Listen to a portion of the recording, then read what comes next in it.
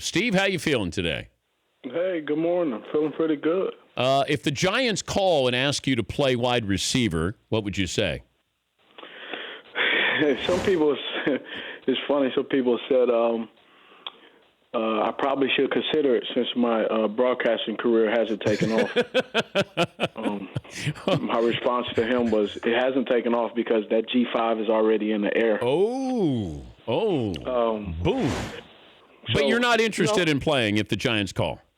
No, I'm not interested in playing. I've kind of did my spiel, in the league, 16 years, 38 years old. For me, it's a great opportunity. I'm at home. I've started to create a routine that I'm really enjoying.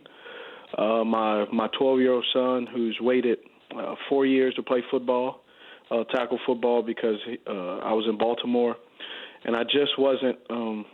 It really wasn't going to sit well with me if, like, my brother or some buddies of mine would take my son to practice and to games every day. Mm-hmm.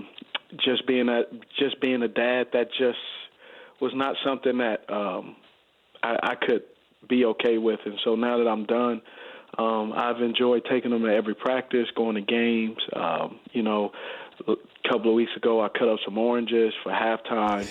So I'm really enjoying the little things that I have not gotten the opportunity to experience because of my job.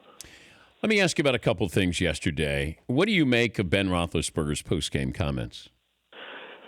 I mean, it's a guy who's, just being transparent, a guy who's questioning himself. I think when we get older, older players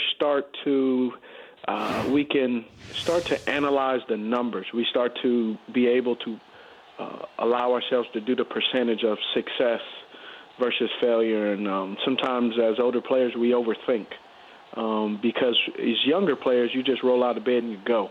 You don't have to stretch. You don't need tape. You just go. So I think you saw a guy who was frustrated, disappointed, and also taking accountability, which I thought was very good. What did you take away from the Cowboys' loss? The one biggest thing I took away is I do think Dak Prescott is a good quarterback, and I have to say good because he's only in his second year. You can't call somebody great after 2 years. That means all the other people that are in their 10-plus years that are actually really, really good or great, you're discrediting those guys. So I would say Dak Prescott is a really good quarterback. He's not a game manager. He's a quarterback that can that the offense can go through him, and he doesn't have to quote unquote take the check down, which you've seen other guys do. Great example is you're looking at the Kansas City Chiefs for years. How long have people said that Alex Smith is a game manager? So that's why I use that comparison, game manager versus a real quarterback. Would you rather play with Rodgers or Brady if I gave you the choice? I don't really care. Either one is. I take either one. If you had to pick. If I had to pick, if I say Tom, I had the opportunity to travel there, but I signed with the Ravens, so people would say that but. Tom, their offense is so unique. Would you have won a Super Bowl if you went to the Patriots? When I became a free agent and they won that year. Oh, okay. Yeah, of course. Yeah, I think so. I'll say anything. As a football analyst, football fan, growing up loving this game, just to be a fan right now, I would love to play with Aaron because you get to play in Lambeau.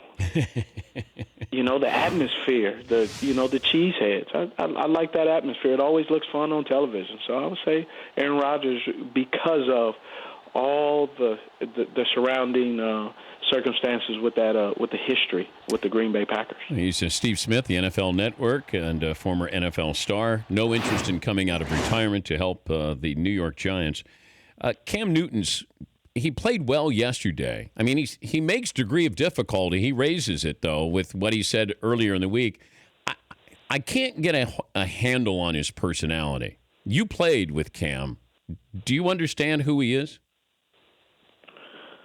I mean, I could probably say yes right now, but I have to say no because I played with him in his first 3 years, and whether good or bad or indifferent, he's in his, seventh year now? People grow. People go through transformations, and over the last 4 years, I haven't been there. I haven't been with him the day-to-day to sit here and say that I know him to a T.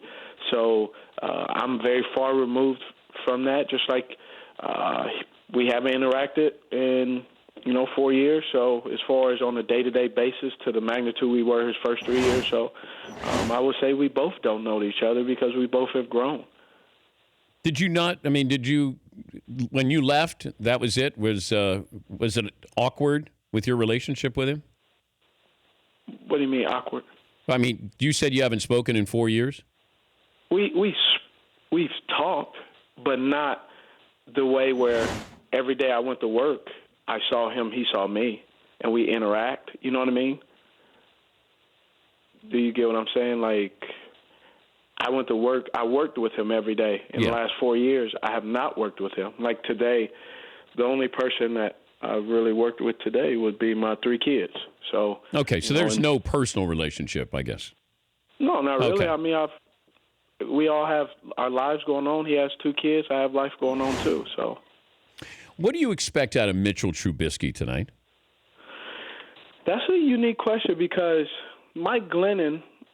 They ran the ball 150% of the time. Every time he lined up, he was handing the ball off. And so I'm interested to see, are they going to keep the same play call with Mitch Trubisky as they did with Mike Glennon? I don't think so. And is that to say that you don't believe in Mike Glennon's passing ability or that you are setting him up for failure? Because I wouldn't say all the passes that he threw was all his fault. When you're 6'7" and you already have a slow delivery, and you're getting hit halfway through your delivery and the ball goes up, I guess that's the quarterback's fault, not the O-line's fault, huh? Well, snarky there, Steve. Oh, it's just why I watch it. I've been watching a lot of games and sitting there analyzing and seeing why things are good and why things are bad. And sometimes people just want to assume this guy isn't good enough. Sometimes he has a lack of his O-line isn't stout. He has a lack of a pass game, no playmakers, and all they do is run the ball. I don't really see what Mitch is going to do. I don't see those receivers, blowing the top off the coverage like they haven't done it thus far in 4.5 weeks. Yep. Yeah, well, they do have a running game. It's just a question of do they have enough receivers to make plays as he faces the Vikings coming up tonight. Seahawks and the Rams yesterday. Did Seattle just plays these kind of games? I don't know how good Seattle is, and it always feels like that offense is just struggling to get field goal. Why is that? I'm not sure. I mean, there was a lot of hype and a lot of things saying how good Russell Wilson is been. What's interesting is you go down there, you have to look on their roster to even know Jimmy Graham's on their team. I know. They gave him this big contract, they traded for him, and now he's just kind of rotting. And, I think that's a shame because he's a talented tight end.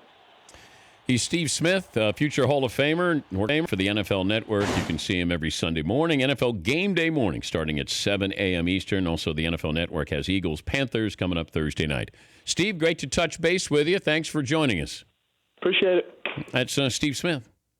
The Dan Patrick Show, weekday mornings on Audience.